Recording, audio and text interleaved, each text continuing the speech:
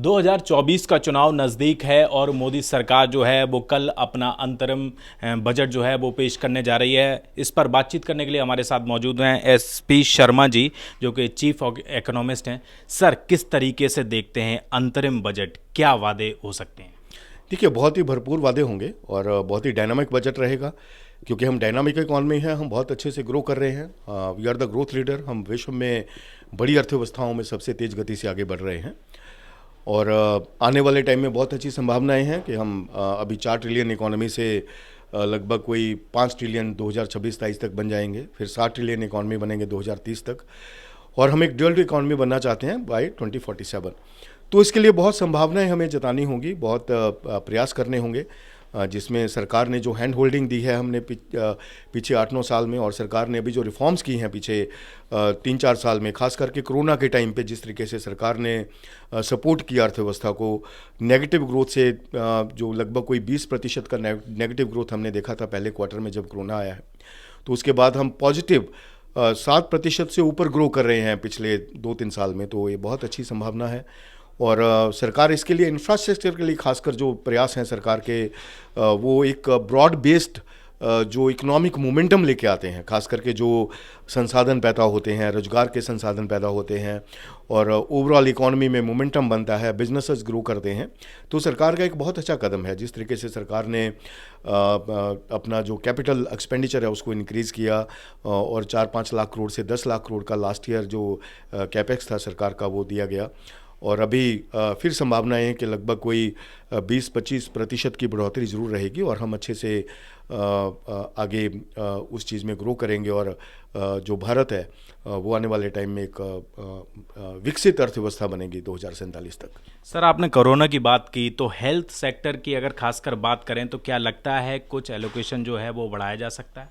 देखिए, सरकार ने हमेशा हेल्थ के ऊपर फोकस किया है और कोरोना के टाइम पे भी किया, उसके बाद भी कर रही है, इस साल भी करेंगे। हेल्थ में सरकार का मेजर फोकस है और जो बजट है हेल्थ का वो लगभग वो 3% से ऊपर ही रहता है और सरकार उसको 3% से ऊपर ही रखेगी। और प्रयास ये है कि एक इंक्लूसिव हेल्थ फैसिलिटीज़ जो पैदा हों, जहाँ पे भी पॉपुलेशन है वहाँ पे अच्छे हेल्थ सेंटर्स हों और जो लोगों का इलाज है, सुविधा है, वो अच्छे तरीके से भरपूर तरीके से देख रेख हो पाए। और सरकार का जो फोकस है वो हेल्थ, एजुकेशन, ये सब चीज़ों के ऊपर ख़ास तौर पे जो अभी के रिसेंट ईयर्स में हुआ है तो वो बहुत ही सराहनीय है। सर, अगर टैक्सेशन की बात करें तो आम लोगों को ज़्यादातर जो होता है वो टैक्स में छूट देने का बड़ा मामला रहता है, तो क्या लगता है इस बार कुछ उम्मीद है? जी बिल्कुल, उम्मीद हर एक साल रहती है। इस साल भी है कि जो मिडिल क्लास है, जो लोअर मिडिल क्लास है, उसके लिए बहुत बड़ा प्रयास होना चाहिए, क्योंकि इन्फ्लेशनरी इकॉनमी रही है और वैसे भी जो लोगों का पर्सनल डिस्पोजेबल इनकम है वो बहुत कम रह जाता है, क्योंकि टैक्सेस काफ़ी हाई हैं अभी भी।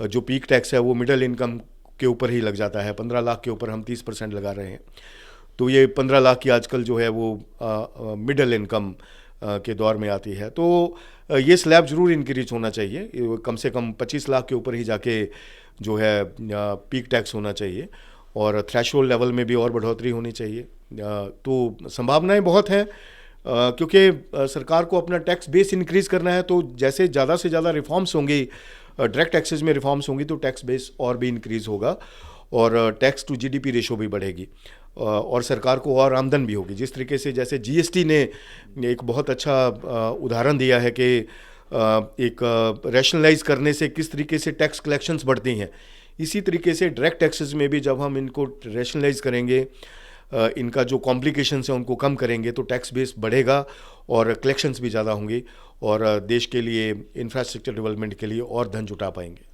सर, आपने जीएसटी की बात की, जिस तरीके से हर चीज़ों पे जीएसटी लगाई गई है तो उससे कहीं ना कहीं महंगाई में कुछ फ़र्क पड़ा है, तो क्या लगता है इसमें कुछ छूट मिल सकती है? देखिए, जीएसटी की वजह से महंगाई दर नहीं बढ़ी है। जीएसटी तो प्राइसेस को रैशनलाइज करता है, उससे तो बहुत प्राइस रैशनलाइजेशन आई है, लेकिन महंगाई बढ़ती है जब इंटरनेशनल कमोडिटी प्राइसेस एस्केलेट होते हैं या फिर इंडिया में फूड प्राइसेस के ऊपर प्रेशर आता है। कई बार फसल ठीक तरीके से नहीं हो पाती या उसकी सप्लाई में डिसरप्शंस होती हैं, तभी इन्फ्लेशन एस्केलेट होता है। लेकिन ये मैं ज़रूर कहूँगा कि जीएसटी में बहुत रिफॉर्म्स हुई हैं और जो स्लैब्स हैं उनको थोड़ा और अभी कम करने की ज़रूरत है। खास करके 3 स्लैब होंगे तो और सरल टैक्स बनेगा, जिसको हम गुड एंड सिंपल टैक्स बोलते हैं, जीएसटी, तो और सरलता आएगी। सर एक अंतिम सवाल, आम लोगों को ज़्यादातर ये मतलब रहता है कि क्या सस्ता क्या महंगा, क्या उम्मीद लग रही है इस बार, क्या कुछ हो सकता है? देखिए, मैं समझता हूँ कि जो रॉ मटेरियल्स है उसके ऊपर सरकार रैशनल मेजर्स लेगी। इंपोर्ट ड्यूटीज़ को जैसे सरकार ऑलरेडी कम कर रही है, और जो रॉ मटेरियल्स के ऊपर खास फोकस रहेगा, और फैक्ट्री मैन्युफैक्चरिंग के ऊपर खास फोकस रहेगा। 5 ट्रिलियन इकोनॉमी की जो बात की जा रही है 2025 तक, क्या लग रहा है सर अचीव हो पाएगा? हम 4 ट्रिलियन इकॉनमी बन गए हैं 25-26 में, या मैक्सिमम 27 तक हम 5 ट्रिलियन बन जाएंगे। 2030 में और तेज़ गति से बढ़ेंगे, 7 ट्रिलियन का इकॉनमी हम 2030 तक बनेंगे, और फिर हम थर्ड लार्जेस्ट इकॉनमी होंगे विश्व में, और सेकंड लार्जेस्ट होंगे हम एशिया में। बात करने के लिए बहुत बहुत शुक्रिया। कैमरा पर्सन चंदन के साथ दिल्ली से हृदय यादव, न्यूज़ पॉइंट।